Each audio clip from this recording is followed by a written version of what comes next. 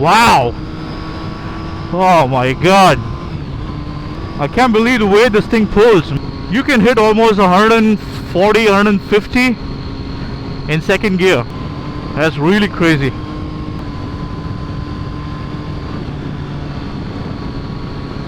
So you've asked for the street triple, and you get street triple. And for those of you guys who don't know why I'm riding a street triple, is I had a small video to kind of celebrate the 200 subscriber landmark that I achieved. I told in the video that you could choose whatever bike you want. I just put up a list of bikes, and I'll let you guys decide what bike you want me to ride and do a first ride impression. A lot of you voted for the Triumph Tiger. Some of you voted for I think the TNT 300, but the majority of you guys are, I think, street triple fans. So here it is. I'm riding it. I've been riding this bike for a good mix of both city and highway riding. It's a brilliant piece of machine. There's no words to describe how good this machine is. It's a proper street naked that could take on the streets and, you know, destroy it. And you could also do this sitting in 6th gear, barely ticking over 4,500 RPM and doing 100 Ks. It's easy, man. And the best part about this is you've got just one gear. 6th gear pulls all the way from 35-ish all the way till 200, 220. One gear is all you need. I said the same thing when I was riding the Z, because the fueling is so precise on this. You got torque throughout the rev range, and it's usable power too. It's not gonna scare you away, but it's already there. It's always there, you know. Like, I'm just ticking over just under 5k RPM now, and I'm just gonna, you see that? Just like that, I clocked 30 kilometers per hour more. Just like that. It's just there. It's so instantaneous. It's so precise. There's absolutely no hesitation. It's beautiful. The brakes are so precise. It's just got the right amount of bite and the stopping power. The brakes are really, really good on this. Steel braided lines, 320mm dual disc setup at the front.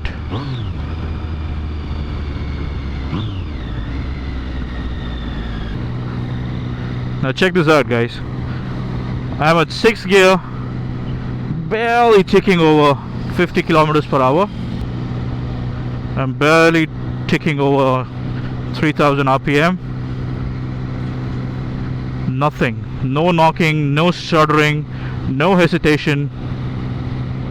And then I whack open the throttle. It's right there. It just picks up and goes, you know.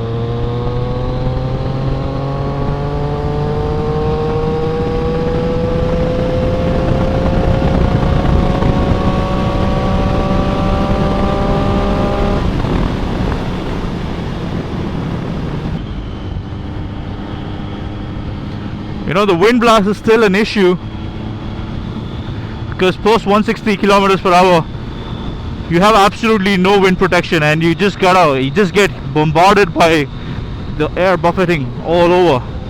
So an aftermarket screen is absolutely needed, but up to 160k it's pretty good. Like every other bike, you know, this has its fair share of flaws as well. For starters, I don't like all the clamped, haphazardly wired brake lines and clutch lines, throttle lines. I really don't like this. And the ground clearance on this is ridiculous. If you are slightly overweight, or if you are doing 2-up riding, and if you go over even a good bit of a well-designed hump, you will scrape.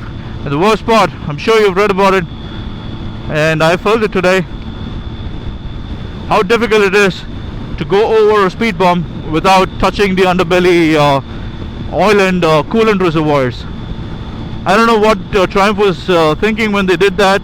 If you hit a hump at slightly higher speed, you will, and I repeat, you will hit the coolant reservoir and risk cracking it open, which, needless to say, could be catastrophic. Could leave you stranded in the middle of nowhere. So that's one of the things I don't like about this. You have to worry every time you go over a speed bump. This just about feels right in terms of power. They keep saying the Triple is a combination of a V-twin and an inline 4. It's true, because it definitely makes a little bit more low-end torque than an inline 4, but not so much as a V-twin. And of course, it develops all the horsepower at really high rev range. So this is the best setup. The best part about the bike is the fueling. It's just amazing, brilliantly done by Triumph. The instrument cluster is well laid out too. Like many of you guys might like, I also am a big fan of the analog tacho and the digital speedo. And you got a nice little lights that illuminate when you're about to hit the rev limiter, or when you're at the higher rev range. The dials are very legible. The digits are easily readable. Now I'm sure in terms of price point, you have the Z800, which offers one cylinder more, a little bit more power, a little bit more torque. It also carries a lot of weight. I mean, if you look at it from the bang for the buck perspective, the Z800 makes more sense. But again, that's a heavy machine. It's a slightly bulkier. This one's really agile. It doesn't really need all that effort to ride around in city or otherwise. And the sound, you just cannot get enough of the sound. I mean, I've been riding V-twins for a good year and a half now. I've always been a fan of them.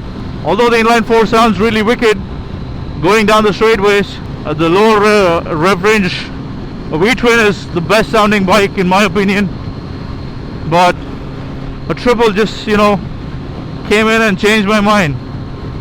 Nothing sounds better than a Triple.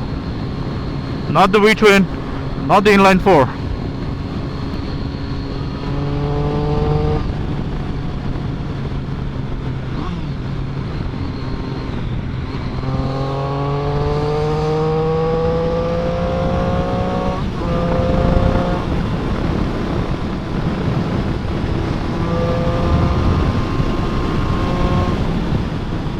And now, having put it through these fast moving turns, all that mass that is centralized and lowered down on the bike really helps in the handling. It's really stable going down. Once you lean it into the curve, it holds the line brilliantly. The 180 section rear and the 120 section front offer perfect balance, and it's just a joy to ride.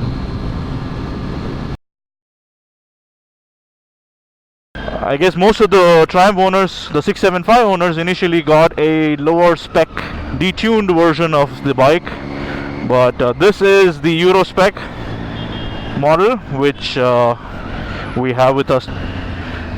So this is not the 73 horsepower 57 Nm torque machine that all the Triumph owners got. No sir, this is the 110 bhp, the way it was intended to be, Street Triple 675. So this has a remap to bring up the specs to the European version, and that has, I'm told, made the throttle a little bit glitchy, but it's still smooth in comparison with my 650 naked.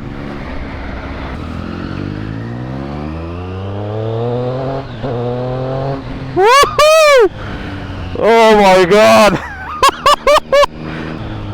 This baby wants to sing! I can't tell you. I got goosebumps. I don't know if you can tell. I got goosebumps all over my body right now. And I haven't even opened her up yet, you know.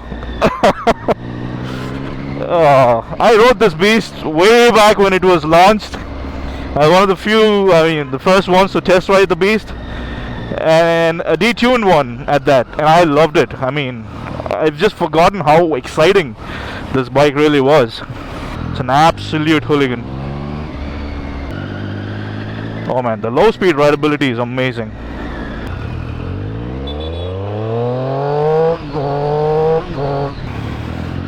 Dude, I mean, I'm telling you guys had a breakup, you have a shitty day at office, your boss is after your ass all the time, nobody likes you, or whatever your problem is, get one of these, man. And you will instantly feel good about life in general the moment you get on machines like this.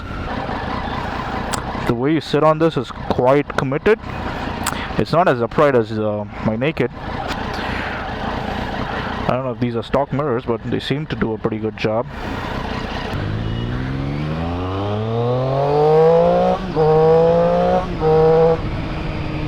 That exhaust! Woo! You just gotta ride these bikes, man. Look at that, it's almost hitting the high temperature gauge right now. I can barely feel the heat. I mean, I've been riding a 650 for quite some time, almost for a year and a half right now. You get to a point where you think, is this what it's all about? I mean, where you're like kind of left with yearning for more power. You can just keep this bike forever, man. You're never going to get close enough to get to its full potential on Indian roads. And the character of this bike and the way that exhaust sounds, even with a slight smack of the throttle, it's just gonna keep you entertained. You're never gonna get tired of that sound. So this could be your bike forever. You'd have to buy another bike for life. And in addition, you have the safety net of the ABS, so you're sorted, man. And it's easy. I mean, it's light, it's nimble around the traffic, it's easy to flick around. The switch gears are nice. I mean, it's beautifully made. They feel nice to the touch. You could do some pretty decent filtering, as you can see.